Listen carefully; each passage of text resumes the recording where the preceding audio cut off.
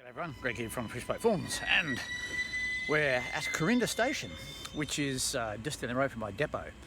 And I have it on good authority that QR is test running their 2700 class, their newly powered 2300 class, with a 8-cylinder 710 prime mover to replace the 12-cylinder 645.